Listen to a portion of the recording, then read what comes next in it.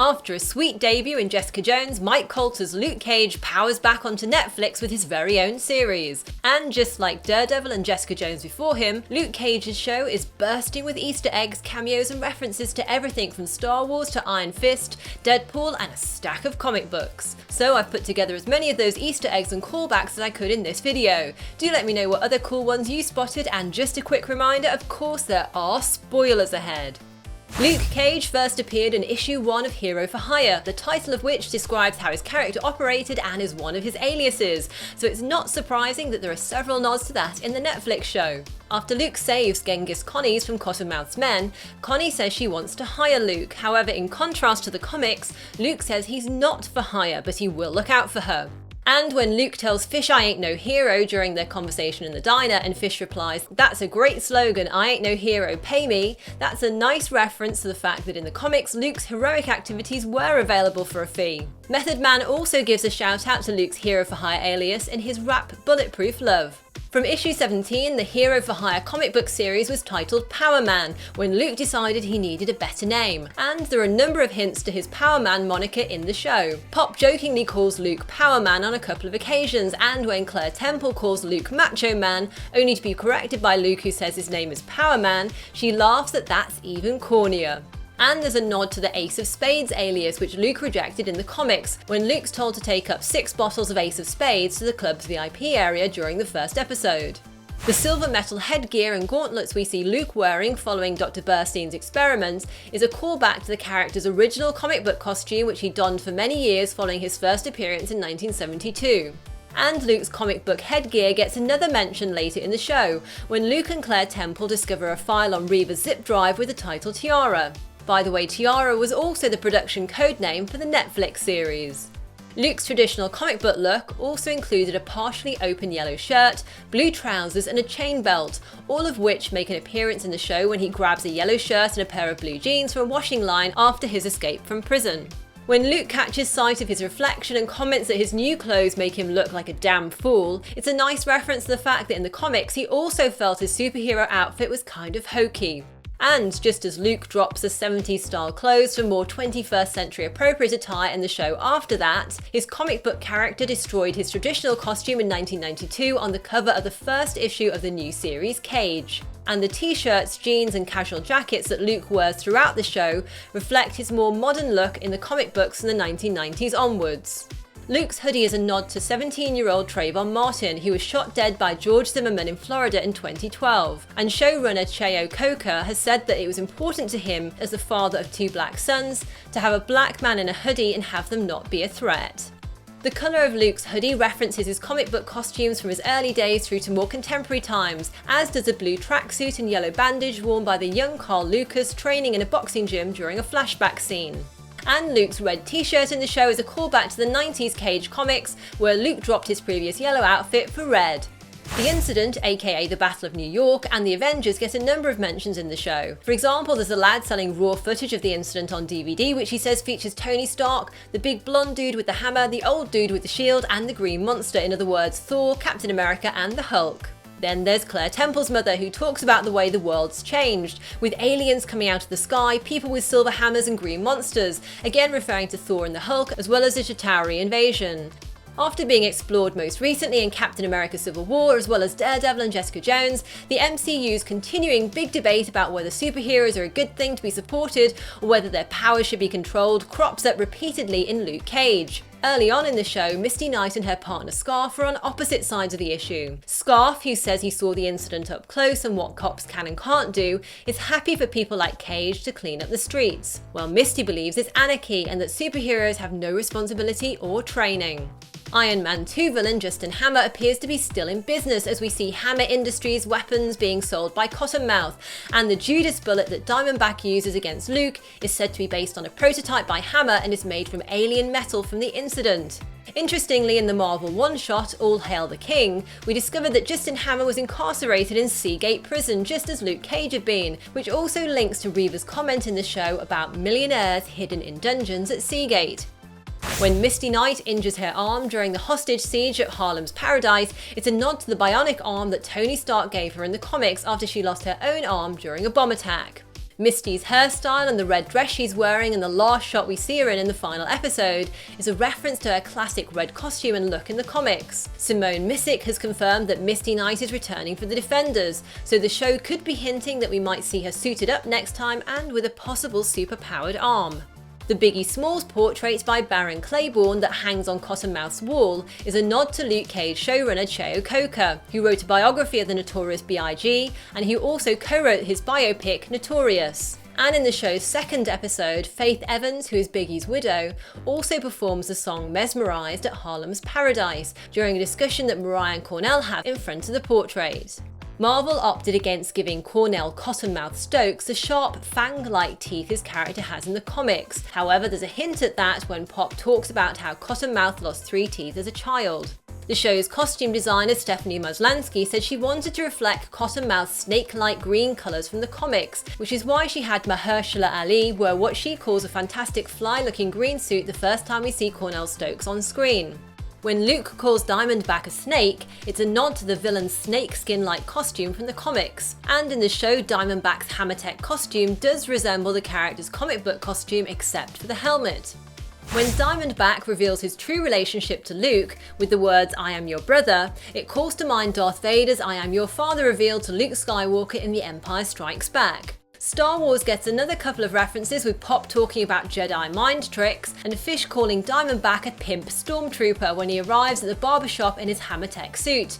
And the show continues the tradition of Marvel's Phase 2 homage to Star Wars limb loss, with Mabel Stokes severing the finger of a young lad who's selling drugs. Although Willis Stryker, aka Diamondback, and Carl Lucas were never brothers in the comics, they were friends. In both the show and the comics, Willis was jealous of Carl and framed him for a crime he didn't commit, which led him to Seagate Prison. However, the comics and the TV show portray Willis's jealousy and Carl's crime differently. Still, the name of the Judas bullet, which Diamondback uses against Luke, fits this whole idea of betrayal. When Diamondback pretends he was responsible for Reva's death in the show, it's a nod to the comics where he did accidentally cause her death after she was caught in mob crossfire that was targeting Willis.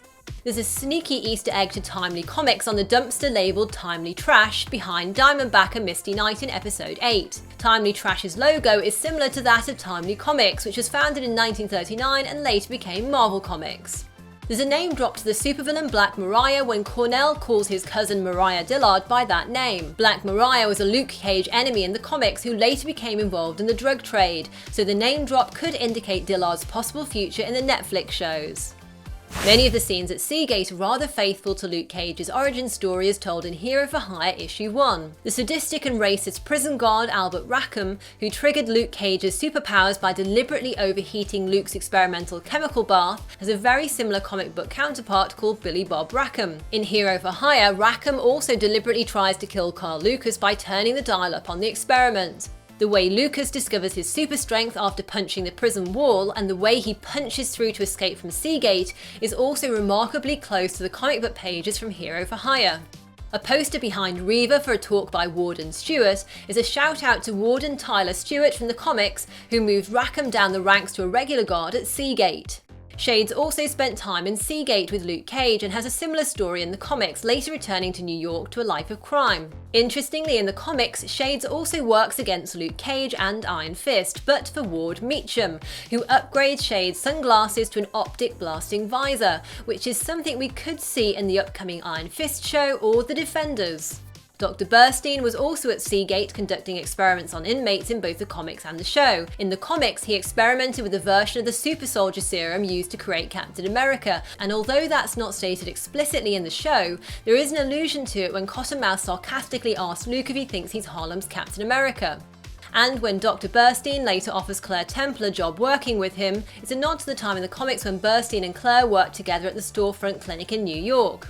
And the end-of-season kiss between Claire and Luke reflects the fact that Claire Temple was also one of Luke Cage's earliest love interests in the comics. Like the previous Netflix Marvel shows, Luke Cage continues to show parallels between Claire and the comic book character Night Nurse. For example, during the Harlem's Paradise hostage situation, when Claire fakes having to leave to get some medicine, one of the guards says, "Escort the Night Nurse here downstairs." When Luke Cage accidentally destroys a can of shaving cream after his prison escape, it's a nod to the 2-page Magic Shave Luke Cage custom comic ad by Marvel, in which Luke accidentally interrupts a guy who's using magic shave cream. In the ad, Luke accidentally smashes through the bathroom wall during a fight with the Absorbing Man, and he quips that he didn't even get scratched. A good excuse for the shaving guy to explain how he didn't get scratched either thanks to Magic Shave. We get to hear Luke Cage say his classic catchphrase from the comic Sweet Christmas 5 times during the show, and we also hear it from the mouth of a young Willis striker who tells a young Luke during boxing training not to give him that Sweet Christmas shit. According to comic book writer and Static Shock creator Dwayne McDuffie, Luke's catchphrase owes its existence to the fact that Luke Cage writer Archie Goodwin took inspiration from the Harlem detective novels of author Chester Himes. And actually there's a couple of shout-outs specifically to Chester Himes in the show, both at Pop's barbershop and when Luke is discussing books while being taken back to prison in the finale. Another book that makes an appearance in the show is Walter Mosley's Little Green, which we see Luke reading at various points. The hard-boiled detective novel is part of Mosley's Easy Rollin series, and has Easy waking up after falling into a coma in the previous book, and features the detective's search for a missing young man. This parallels Luke Cage's situation in the show, where he's recovered from being shot in the head in Jessica Jones, and is trying to find Chico. There's a cool tease for Iron Fist in the finale when Claire takes the number off a flyer advertising self-defense and martial arts training by Sensei Colleen Wing. Colleen Wing will be one of Danny Rand's allies in the next Netflix Marvel series Iron Fist, and will be played by Jessica Henwick. And the upcoming Defenders series gets plenty more setup in Luke Cage, with references to Daredevil and Jessica Jones, the other key members of the group. In the finale, Claire offers to contact a really great lawyer she knows, referencing Matt Murdock, aka Daredevil. And after Fish finds the missing files that can prove Luke's innocence, presumably Matt Murdock will be able to appeal his sentence. Jessica Jones and how she killed Kilgrave gets referenced in Mariah Dillard's speech against superpowered individuals, where she mentions how that woman over in Hell's Kitchen snapped a man's neck because he was mind controlling her. And Trish Walker, Jessica Jones' best friend, makes a little voice cameo in Luke Cage as we hear her radio show Trish Talk discussing Luke Cage's activities. The lawyer who represents Cottonmouth and VIP hostess Candace is Ben Donovan, who also acted as Wilson Fisk's lawyer in season 2 of Daredevil. His comic book counterpart is Big Ben Donovan, a Harlem-based lawyer who first appeared in 1973 in the Hero for Hire series, and for a time in the comics, Donovan acted as a lawyer for both Cage and Claire Temple. Assistant DA Blake Tower from the second season of Daredevil also makes a brief cameo when he arrives to check on the hostage situation at Harlem's Paradise. While Stan Lee popped up in police station posters and pictures in Daredevil and Jessica Jones, in Luke Cage, his face features on a poster in a local store window. And right below that poster, there's another one advertising a nightclub party with the word DJ in big letters, which feels like a little hint at Stan Lee's cameo as a strip club DJ or MC in the Deadpool movie. Method Man makes a cool cameo in the store scene with 2 bumbling robbers. He jokes with Luke Cage, who gives a shout out to his early work, and they swap hoodies. Later, Method Man performs his Luke Cage tribute rap Bulletproof Love on the real-life radio show Sway's Universe, Sway in the Morning. Interestingly, one of Method Man's aliases is Johnny Blaze, which is also the name of one of Marvel's Ghost Rider characters, who was played on the big screen by superhero fan Nick Cage, who took his stage surname from Luke Cage. There's numerous nods in the show to the raised fist salute that's often associated with the Black Panther Party and the Black Power movement. There's Luke's raised fist as it punches out of the rubble of Genghis Khani's in episode 4, and the fist Luke makes while he's being treated in Burstein's tank of boiling acid in episode 9. By the way, Black Lives Matter also crops up in a speech by Mariah Dillard. The Luke Cage show introduces a new TV news network, WJBP-TV, to the Marvel Cinematic Universe and features the news reporter Megan McLaren. Megan McLaren and WJBP-TV first appeared in the Thunderbolts comics in 1997. And finally, there's a sneaky Easter egg to the graphic designer of Marvel's Netflix shows, Zachary Zealin, whose name appears in a newspaper headline Misty Knight scrolls past when she's trying to find out who Willis Stryker is in the newspaper archive. Zealin's designs are responsible for many of the visual Easter eggs hidden in all of Marvel's Netflix shows, including the New York Bulletin front pages. On top of that, the author of the newspaper article, Jeff Coogan, is the art department coordinator on all the Marvel Netflix shows as well. So there are some of my top Easter eggs, references and cameos from Luke Cage, but which were your favourites and what did I miss? And what do you think about Luke Cage and how did it compare to Daredevil and Jessica Jones?